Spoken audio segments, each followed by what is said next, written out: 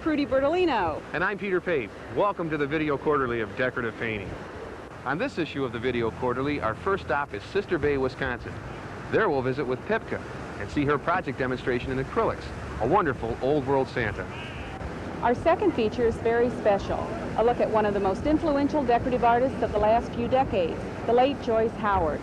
The project demonstration of a Victorian couple is taught by our own Paula Lawton, while we catch a glimpse of Windholme School of Folk and Decorative Art in upstate New York.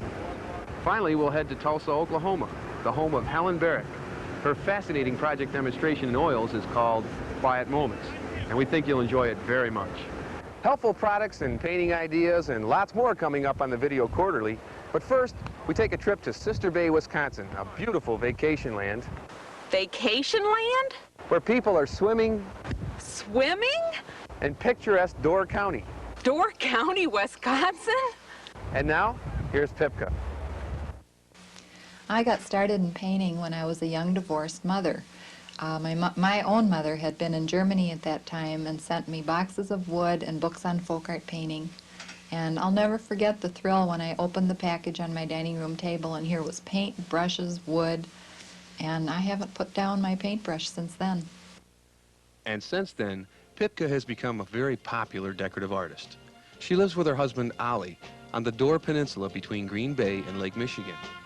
Although our visit was during the winter months, summertime in Door County is just about the perfect time to enjoy the many attractions, events, and beautiful surroundings of this magnificent vacation area. In downtown Sister Bay is Pipka's studio and gift shop, where she spends much of her time. It reflects the strong European influence evident in her work. I take tours to Europe.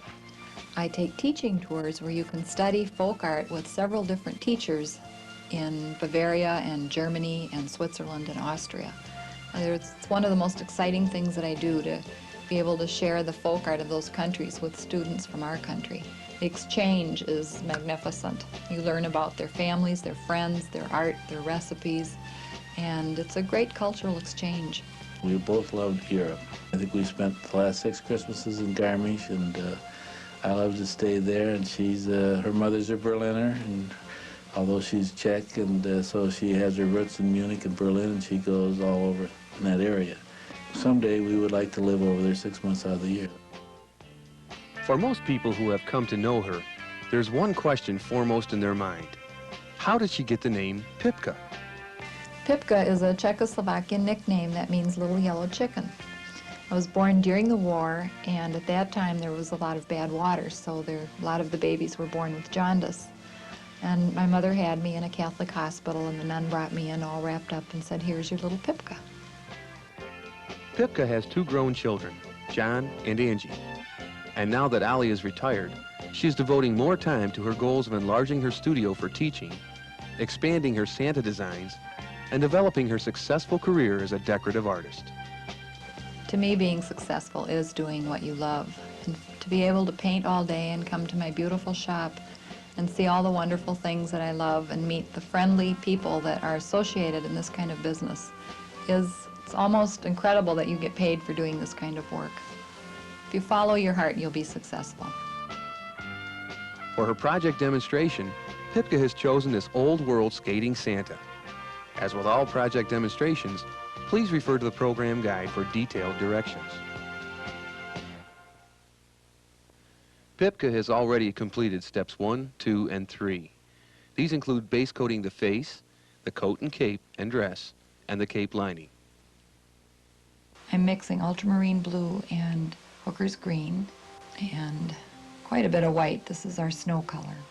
And we just don't overmix it. We pick up a lot of paint on the brush. Fill in a darker color snow right underneath the skirt here. And this can look kind of messy.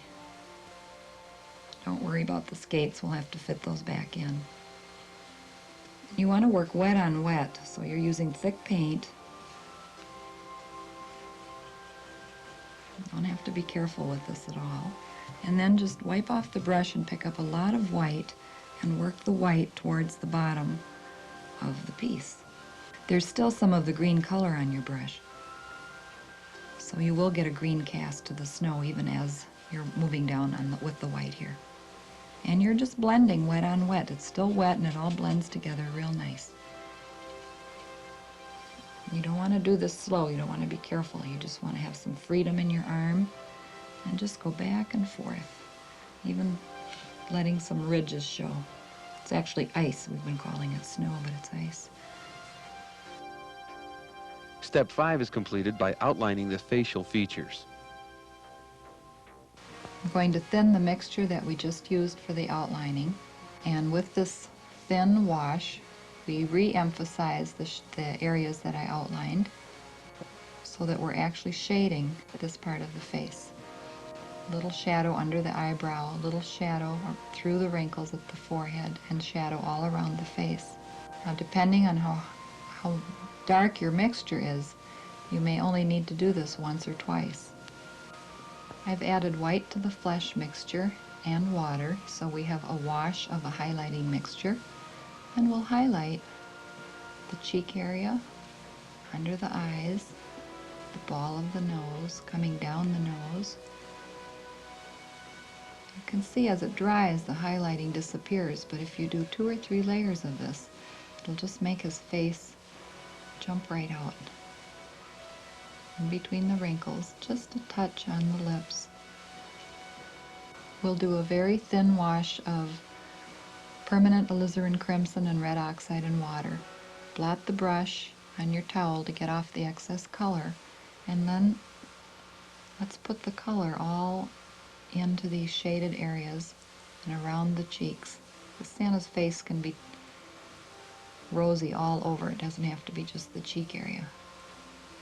Very light pressure on your brush. You'll notice that the eyes are not perfectly round. We have put part of the eye underneath the top lid and inside the bottom lid, so it's more of an oval shape. Now I've taken a little burnt umber. I'm going to re-outline that eye with just the sides of it with burnt umber. Let's put a burnt umber dot in the center. We'll finish the eye by putting a white dot at 8 o'clock. Just a tiny white speck.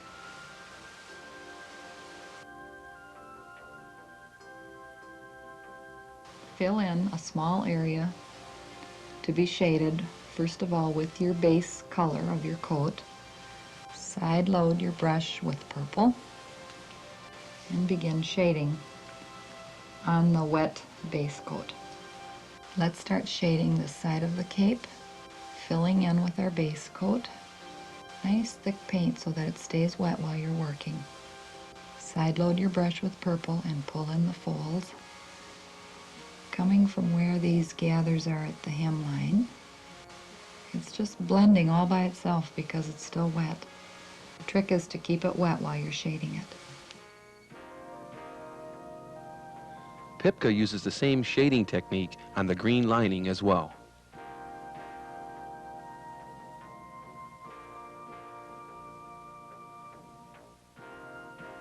Don't forget to put the red lining in the dress.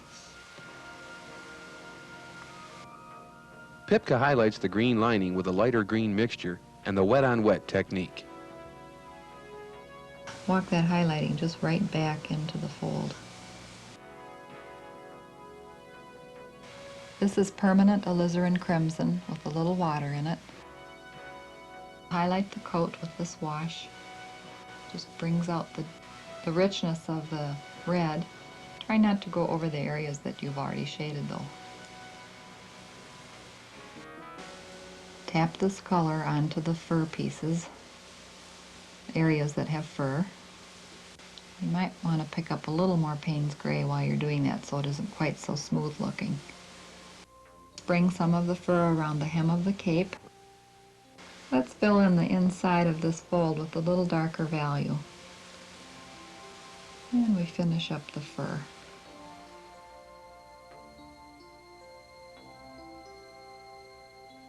Now I'm using a deerfoot brush. A 3/8 inch or smaller is adequate for the fur.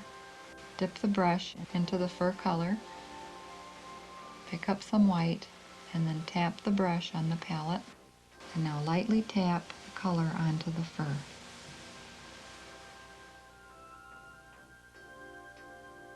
Now if the color is too blended looking, pick up some more white and tap it on.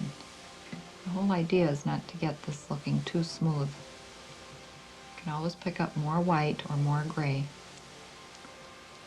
By using the same brush and picking up Payne's Gray, let's add a little shadow in between these folds.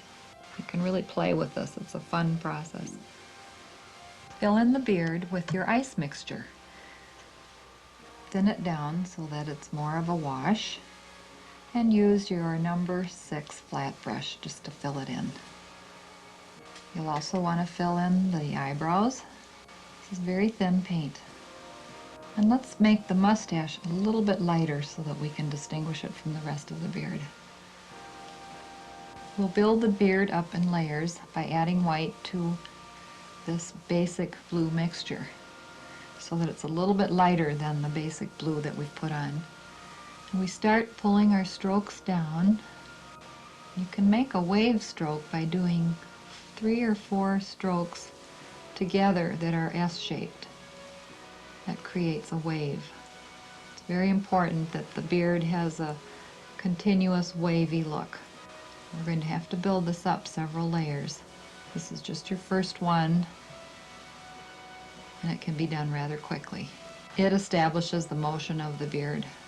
For your second layer, add a little more white to the mixture that you were just using, and continue with the same wave-like strokes, building up the white intensity. With the next layer, add more white, and now let the paint be thicker. You're starting to build up the texture in the beard.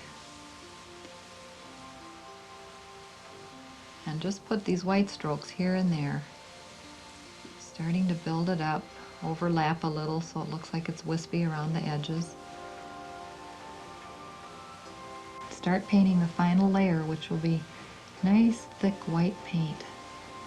Just paint loaded at the tip of your brush and really put on those strands of nice thick paint. Strands are thin, but the paint is thick. If the beard gets a little too white, pull some shadow back into it with ice mixture, the same color as you used to put underneath the beard, and just do a few shadows in between some of the strands of hair. I want some shadow around the face, and I think it's important to have a good differentiation between the mustache and the beard. So we're going to put some shadow under the mustache, under the lower lip.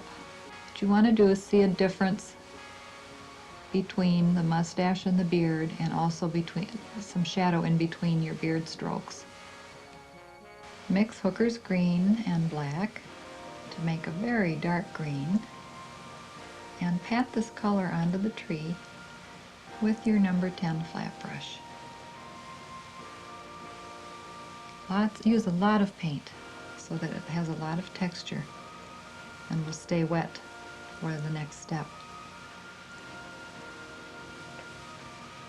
The more paint, the better.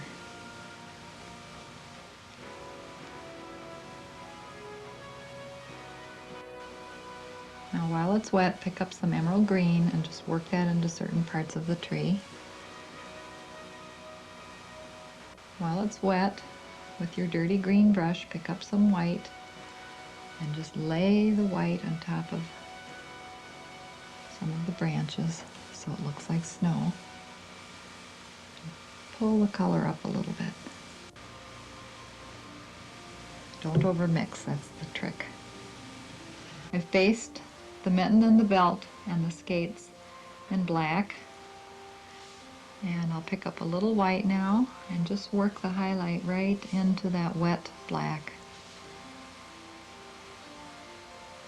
Just a little bit of highlighting is all that's necessary.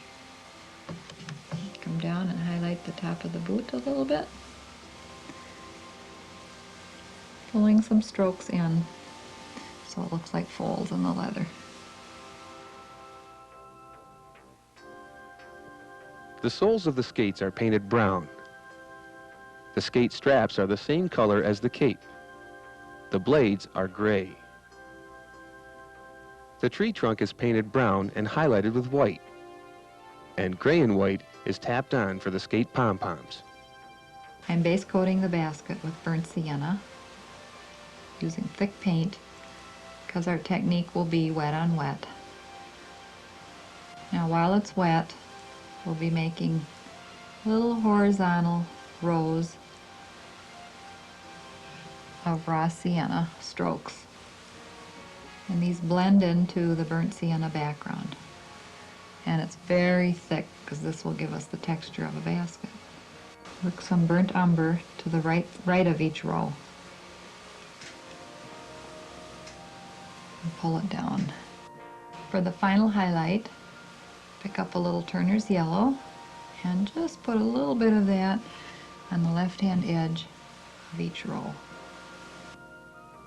The toys are painted according to the program guide directions. You can add as much detail as desired. The top rim and handle of the basket are finished with the technique previously described. Small slashes connect the toys hanging over the edge. Using Delta glitter stuff and a number 10 flat brush, paint red glitter on the red fabric of the cape and coat, and green glitter on the lining and fur. Although it appears milky, it dries clear and sparkly. Then, varnish the entire piece. Apply a good quality white glue to the tree and ice areas, and then sprinkle them with a non-metallic glitter, such as permafrost diamond dust. Shake off the excess and let dry. Other designs by Pipka may be found in her many books, available through Pipka Publications, Sister Bay, Wisconsin.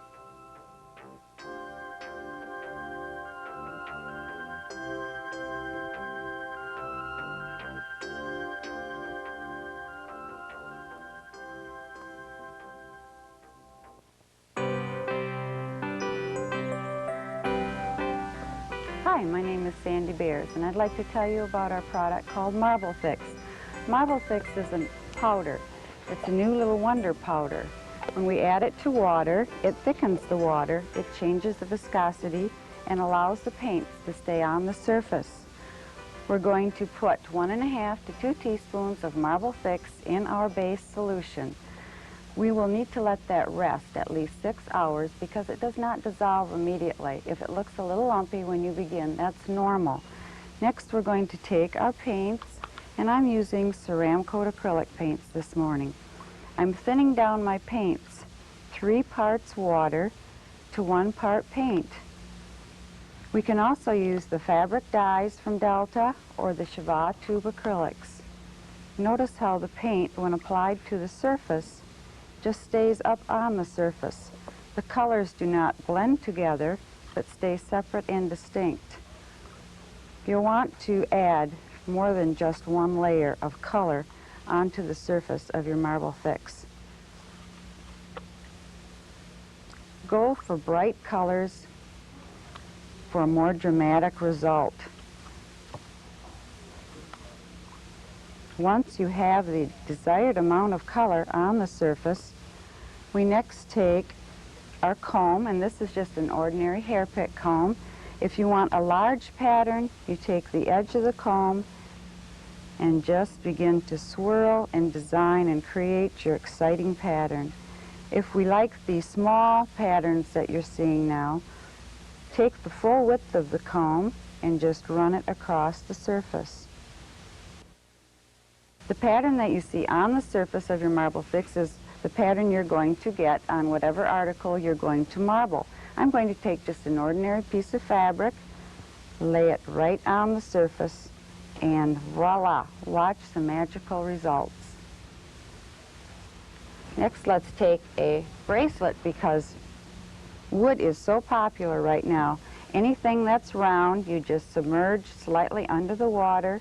Your wood has to be porous, so you do not have to base coat your wood in any way. Again, we're just going to roll it along, pick it up, and there you will have your finished marbled piece. When this is dry, we will put a wood glaze or a satin varnish over the top of it. For sneakers, sneakers are a fun, fast project to marble. Just remember to start with the base of your sneaker next to the side of your marble container and just roll the sneaker over the surface. This paint stays on the surface, so you're just transferring the paint that's on the surface of your Marble Fix container onto the article that you're going to marble. Have fun with fabric, wood, and paper. Just let your imagination go wild.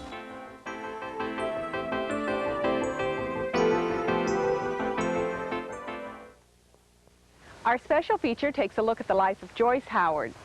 The project demonstration is taught by our own Paula Lawton.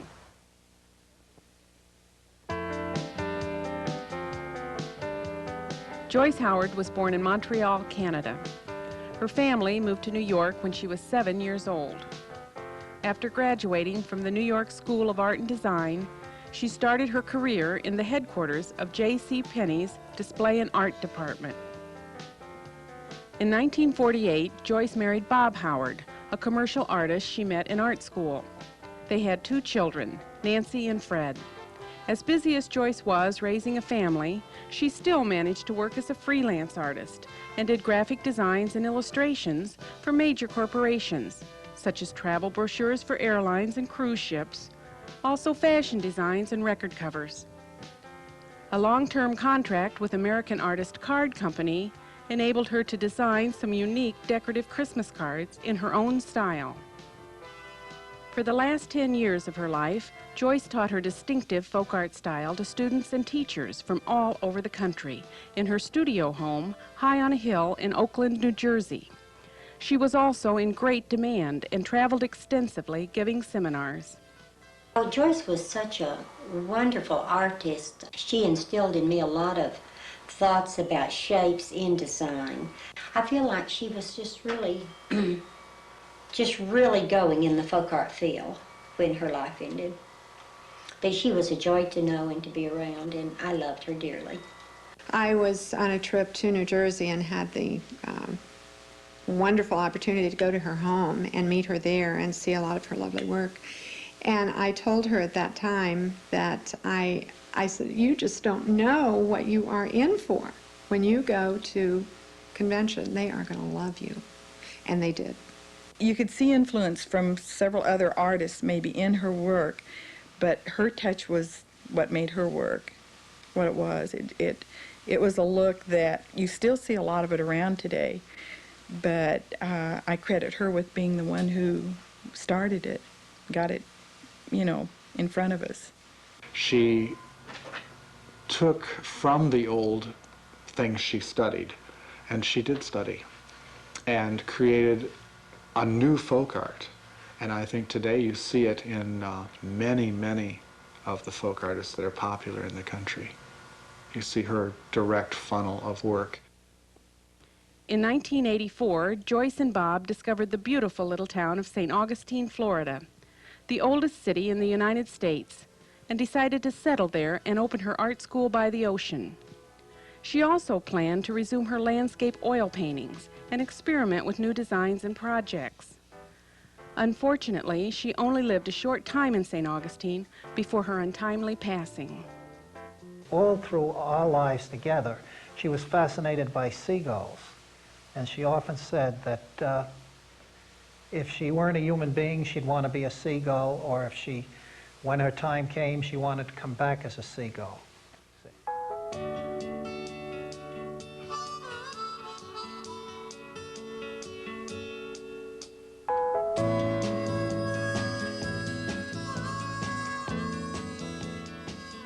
And now, with the help of Paula Lawton, we present an unpublished Joyce Howard design, a Victorian couple.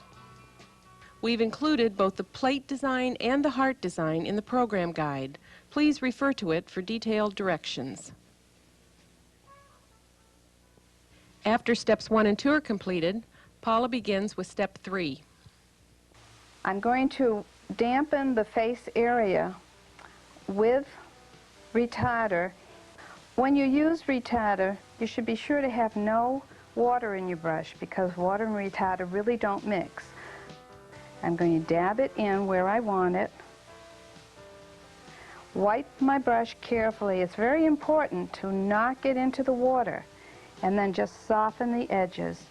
I like the man to have a little bit stronger highlight of red of the cheek color. Just keep wiping the brush and blending out on the edges. There, now his mustache covers over the little mess that we had with the cheeks. Just smooth it out a little.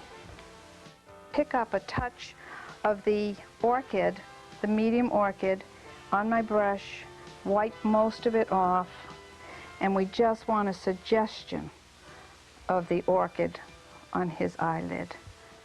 Fancy, isn't he? Make sure his ear has retarder on it. Touching into the burnt sienna, again with a very dry brush. If you had brown earth on your palette, you could use a touch of brown earth, and would just lay in just a little bit of a sensation of a depth to his ear. We can touch that up later with some line work. I'm going to put the cheeks and the eyeshadow on the girl, on the lady now, and again dampening it with a retarder, no water. Another way you could do this if you didn't want to use retarder is to just dampen the whole area with the original flesh color. Now the cheek should come up almost to the eye. It just gives her a nicer look. And just very softly blend it as far out as you want it.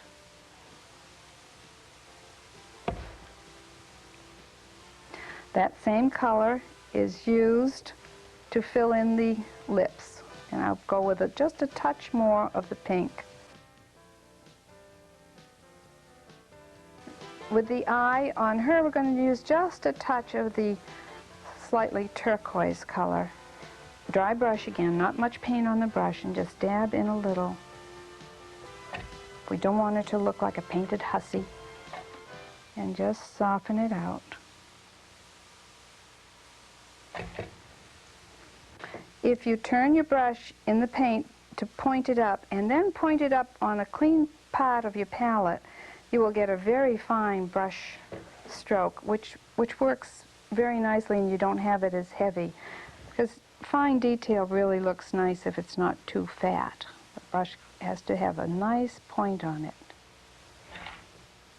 We're going to finish up the eyes with a strong black on the eyebrow and on the eye itself, and I like to touch heavy there and then just lift up to a little bit of a point.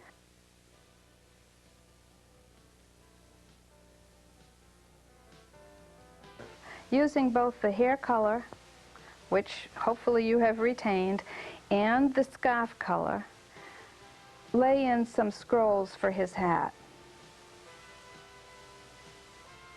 By using the two different colors, it gives you a feeling of a different value tone. Paula outlines his scarf and pulls some gather lines by his neck. Then adds shading. Just a little bit of darkness close to where the scarf goes under the knot or where the tie comes up over.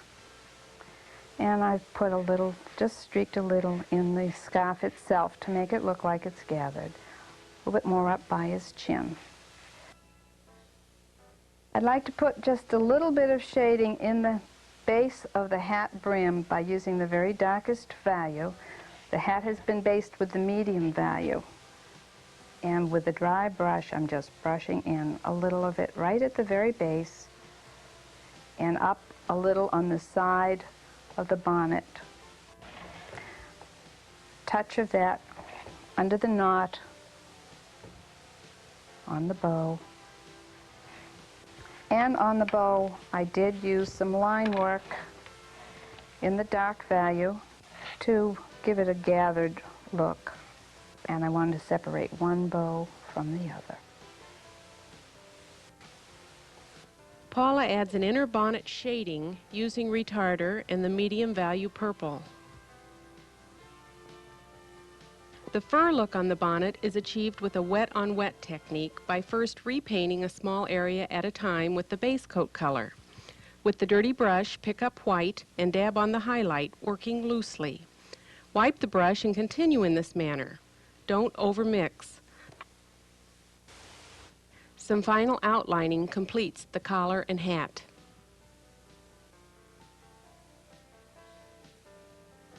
The black area under the leaves is achieved by rubbing on the paint with your fingertip, leaving the edge fuzzy and uneven. Add black leaves varying the size and direction. Medium value green leaves are added to the cluster area as well as on the stems. Avoid making these symmetrical. Some lighter value green leaves are added as well as berries and dots. The berries in the cluster area have white dots at the edge, away from the cluster center. On the opposite end there is a smaller black dot. Follow the same procedure for the berries on the stem area. Finally, small black leaves and stems, as well as dots of the outer blue color, are added to the cluster area. The reason that I have gone to using this technique for antiquing is that I have become quite allergic to some of the products that I used for the regular antiquing. And we have given you directions to antique with the mud and the linseed oil. I still love that effect, but I don't love how it affects me. Take and brush the retarder over an area that you're going to antique. I've used two colors, brown earth and carbon black. Corner into that color, either one first, it doesn't matter, and then into the other one until you have the color that you want. And start out in an area where you're not as concerned about how it's going to work for you, to get the feel of it. And go any place where you want this color to be. You can fuss with this for a long time. If it starts to dry on you, stop and let it thoroughly dry and start over again by putting the retarder on and just working it in anywhere you want it. Paula adds the antiquing mixture around the berries, behind the leaves, around the inside of the heart, and at the base of the leaves and tulips on the stem.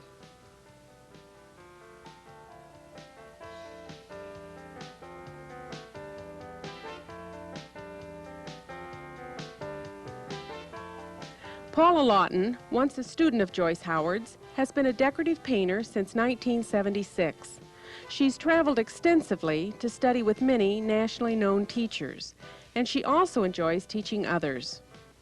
Joyce Howard, she lived about 3 hours from here, and I would go down as often as I could on a daily basis, and then she would have weekly seminars, and I probably went to maybe 3 of her weekly seminars. Great, she was just a marvelous teacher. Paula is actively involved in the National Society of Toll and Decorative Painters.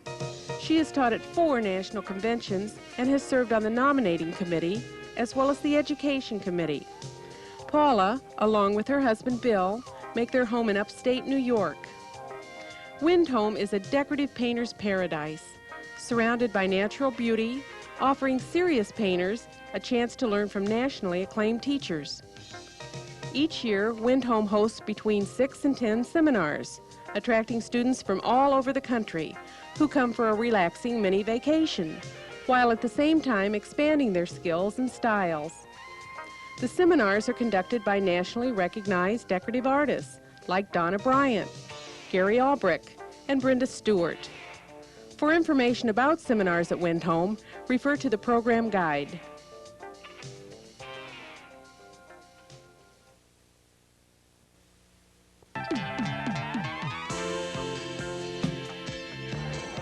Hi, here are some interesting new products from Low Cornell.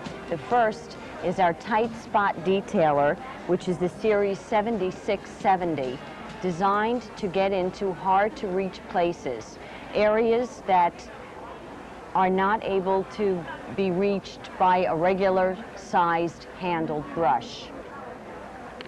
You can get into the corners of trays. The next brush is our Dagger Striper, which is a Series 7800. The Dagger Striper is designed to create bow strokes, ribbon strokes, and leaf strokes in an easy, smooth flowing manner. The next brush is the Ultra Round, which is our Series 7020. The Ultra Round is really a super scrolling brush, which holds a very large amount of liquid in the belly of the brush. And the only part of the brush that's used is the tip, which is continually fed with the reservoir in the belly.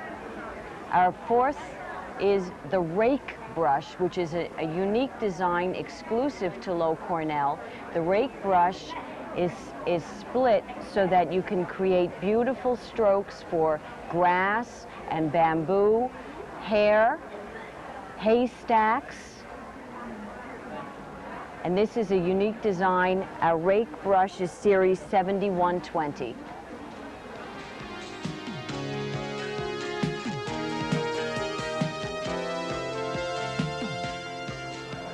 Hi, I'm Vicki Hicks from Lehman Manufacturing, and I would like to show you our new product, the Color Carrier. First, there are 3 units, the Basic, the Deluxe, and the XL. They all work basically the same. The handle you push down and twist, lift off the cover. And on the bottom layer, you can carry 12 2-ounce squeeze bottles, and you have your water basin. Now, I'd like to point out that in the water basin, you do have the ridges to clean the brushes with, and you also have the brush holders. When you put the handle in, simply turn and push down, and you can carry it to a friend's house, to class, or whatever.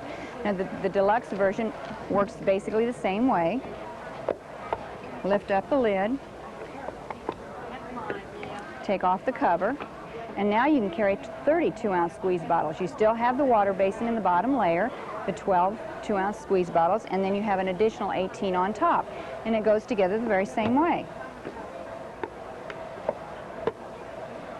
Push down and twist. The XL version carries 48 2-ounce squeeze bottles, and you still have the water basin in the bottom. I would like to point out that on all 3 units, you can carry your brushes, and also you can use the little indentations where the bottle's set as a paint palette to mix your colors.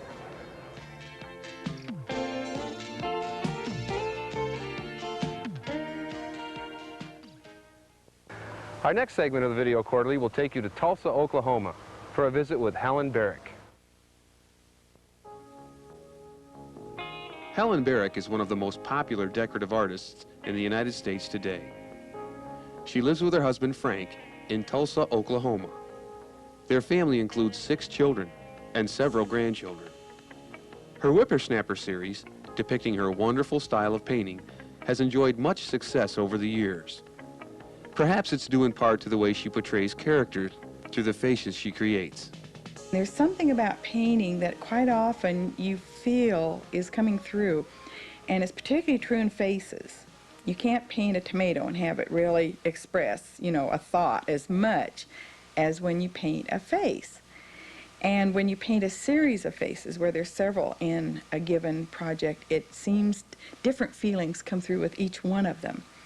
And I think that's why so many people are really drawn to people paintings. You can have all kinds of paintings up on a wall, but the ones they always seem to be drawn to are the ones that have people in them. Her home is decorated in a warm country style. Her painting room is a delightful area filled with many of her own designs. She calls it eclectic. Our home is kind of a culmination of 30-some-odd years of marriage and 7 or 8 different houses. One person described it as eclectic, and I had to go look that word up to see what it meant, and it fit. It was like putting together a lot of different looks. I think after 7 or 8 houses, we finally started to get it together. Helan teaches seminars throughout the country and is very much in demand. She talks about her students' concern over the difficulty in achieving exactly the same look of the design being taught. I don't want what we're doing to seem to be of a level that they don't feel comfortable going home and painting. And even though they may need to paint a while and practice a lot to be completely satisfied with their painting, they will have an individual touch in their paintings that I could never put in their painting for them. And as I've told them quite often, I cannot paint the same painting twice and make it look exactly the same. And so there's no way that they're going to sit down and make their paintings always look exactly like mine or someone else's. But if they really are interested in their painting and put their self into it, that comes through in the painting. It's just something that's there. For Helen's project demonstration in oils, she's chosen this plant bench and a design called Quiet Moments. As with all project demonstrations, please refer to the program guide for detailed directions. I just begin with little soft dabby strokes, making sure that I get good coverage. With faces, you want to make sure that you cover up all of the background wherever you're adding color so that you don't have any transparencies. It's real important not to be able to see the board or the canvas or the background surface through. And by side loading it, I can kind of control where the color is the strongest. And I want it strongest on the left side since I have a right-hand light source. So that's why I'm loading into the left side of the brush. To complete step 1, refer to the shading diagram in the program guide. Apply light flesh to the right side of the foreheads and cheeks and on the children's eyelids, on the ball area of their noses, and also on their hands and knees. This is illustrated in diagrams 2 and 3 of the program guide. I'm not blending at all now, I'm just blocking color in. But be aware, wherever there's a pattern line, like around the eyelids or the eyebrow or whatever, don't cross over pattern lines. Put color right up to the pattern line, but then stop so that you don't lose the shape of things here. Have your brush back rather low like this so that you get very soft pressure, and use just a very soft little dabby stroke going from light into medium. Light your brush and just do this just enough to break that line and get sort of a soft, gentle changing of color. Everywhere you have light color and medium color joining, those are softening areas that you'll soften. If there's a pattern line like there is around the eyelid, there's a line under the eyelid and a dotted line over, don't soften in that area. The nose does not have a pattern line along the top or the sides, so just laying the brush about half on each color, just barely soften that line, but don't enlarge that little area or that nose will just get too big. But be sure that you, on the eyebrows, that you don't blend the forehead into the area below the eyebrows. If you feel like that line's a little too hard where the eyebrows are, you can lay your brush half on each color and do just sort of place strokes. Keep your brush just in one spot and just barely soften that line, but don't blend the dark up into the forehead above. Now if you need to, you can soften a little here, and over here you can soften a little by just pulling your brush just in one spot over and over. Now that area needs a little more blending right between the eyebrows here, so I can go back and just soften just a little bit more. The main thing here is to concentrate that dark area between the eyes so it creates that sort of a concave area right in there. To make the eyelids have just a little more shape and not appear as flat as they are with just the light flesh on them, take a little bit of dark and a little bit of medium flesh, blend it in on the left side of the brush, and maybe add just a little hint of shading on the left side of the eyelids. Helen sideloads the brush and adds strong blush color to the lower cheeks, then wipes the brush and softens. She also adds some to the plump areas of the hands and knees as well. Just form the lowest curve of a circle and try to get it so that it's evenly spaced in both of the eyeballs.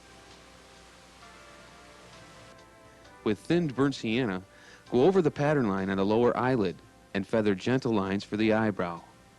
There's a hint of a line under the nose. Paint the lips and blush the bottom tip of the nose and chin. Separate the upper and lower lip with a line and put a hint of color under the lower lip as well. You'll use a little thin line to separate the fingers and to outline the hands slightly so that they have nice clean edges. Stroke in the dark hair color, pulling from the part loosely and making gentle strands. Then add the lighter color. Blot the brush, spreading the bristles, and blend. Remember, in order to get a gentle streaking look to the hair, wipe the brush often and don't overblend. Wherever the lightest part of your hair is to show, which would be kind of in this area right over here, go back and streak in just a little bit lighter color. And be careful that you don't overwork it. Maybe hit just a little bit on the light part of these two areas here. Now on the little fella's hair, you just want to make sure that it stays light where it comes in front of his sister's hair, or face hair. And you want to make sure that it stays kind of streaky with highlight and through this area here. Brush painting medium on the boy's clothing and blot. Base in the dark areas of color on the collar, cuff, and stockings. Next, add the light value and blend. Okay, raw sienna is a good color to come back in, maybe in the shadow area, and add just a little hint here and there. And when you add these little tints, don't overwork them. Just sort of softly brush them on the palette and then come in and just faintly touch them in the shadow areas. Now on the little boy's suit, we're using sort of a soft blue mixture, and you'll want to set up again, sort of a dabby look to the dark areas so that they don't come in real clean and smooth where the next color is going to touch next to them here. Okay, the light areas here are cream mixture just picked up on a brush that you've just kind of wiped clean a little bit. When you get through with the blue mixture, you don't have to clean your brush very well. Just blot your brush a little, get the excess out, and then side load your cream. And I side loaded it into the right side of the brush. And again, kind of stretch your colors now. In other words, be a little stingy with your color and make a little of it stretch and go further. And that's what's going to help give the clothing a real soft look. We're not going to have a lot of paint there to blend. With the blending, you want to just blot your brush every few strokes, and you'll blend from light into dark, sort of with a real choppy kind of a stroke. And hold your brush low to your surface, not up high. Go to another color, a dark color, and add a little rough, loose chop of tint here and there. This is raw umber, which is a nice neutral dark color. See how that separates those two areas? You don't want to do this everywhere in the clothing. You want to be kind of selective. When you're blending an area, if it's just a relatively smooth area, you can just sort of blend back and forth, kind of dabby. But if you want to create wrinkles or creases or stress lines, as you go down into the dark area, just sort of scrub back and forth a little with the chisel edge of your brush, and it'll bring out just little bits of that color at different lengths to kind of give the illusion of some stress lines or wrinkles there. After reapplying medium to the area, side load raw umber and dab in shading behind the girl.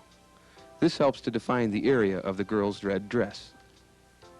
Just blot your dirty brush after you add the dark red areas and stroke through light flesh, just enough to kind of brush mix into it just a little, and use that for your light areas.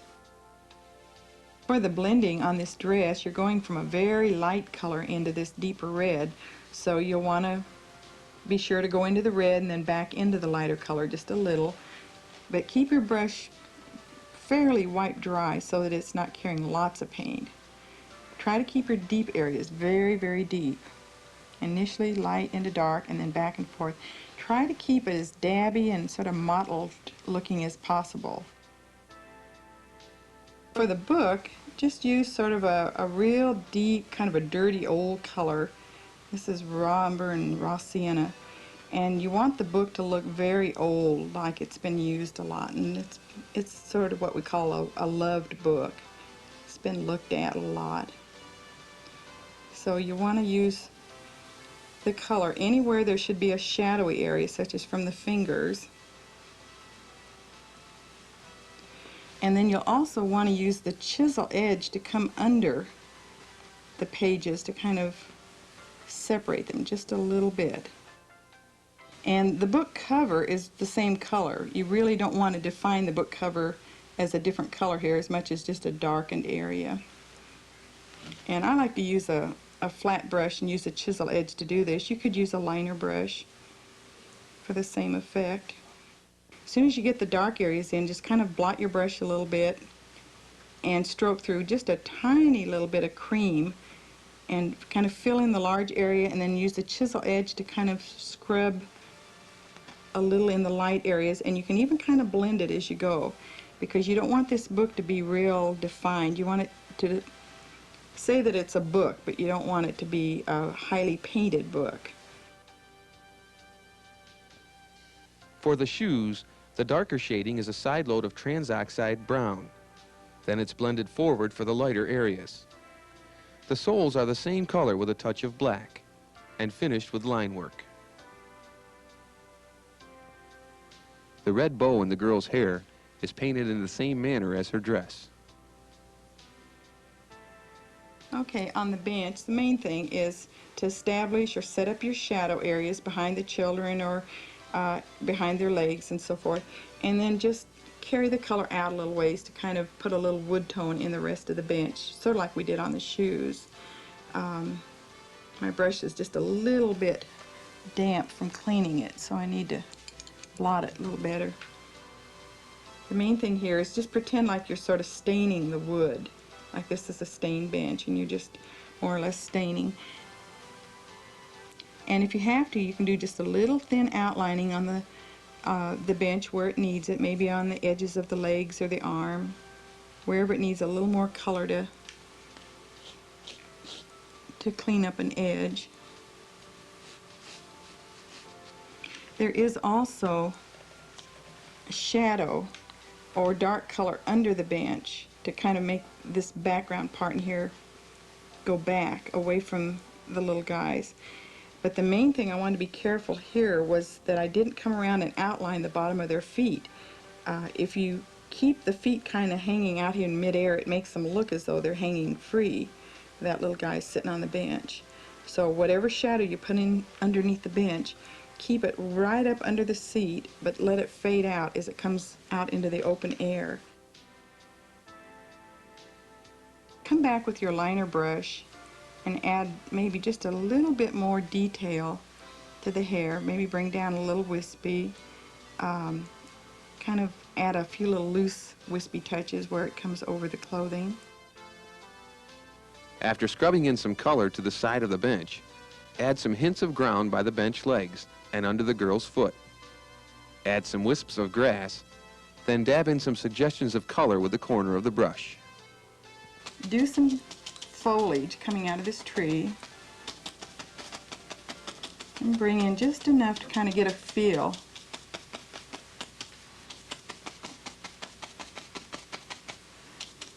You want sort of an illusion of greenery there. You don't want to lock it in with, you know, definitely painted leaves or that kind of thing. You want just sort of a feeling that there's a green, there's some green coming in here, and it's overhanging the bench. Add some lighter foliage to the tree area. With thin paint, add some weedy grasses around the base of the bench, the tree, and the right corner of the bench. Add a few faint touches of flowers with light dabs of blush. Spatter lightly if desired with thin green paint, being careful not to get the spattering on the children. When the painting is completely dry, apply 2 or 3 coats of a good oil-based varnish. More of Helan's designs can be found in her books, published by Barrick Publications in Tulsa, Oklahoma.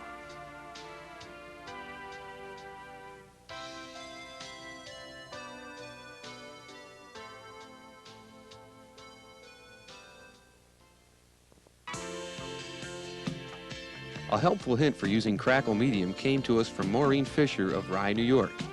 Control the size of the crackling on your piece by the amount of all-purpose sealer in your base coat. On the saddle, no sealer was mixed in the base coat. The rest of the piece was based with sealer mixed with the paint, thus making the paint harder. After crackling was applied, the area with no sealer in the base coat produced bigger cracks. And remember, don't use a blow dryer to speed the process.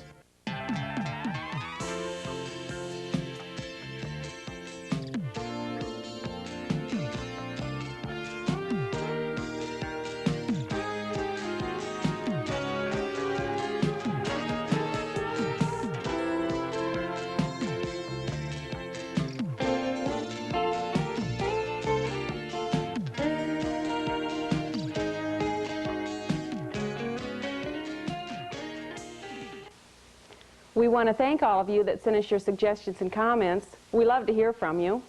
And remember, if you have any helpful hints you'd like to share with us or questions you'd like answered, send those to us as well.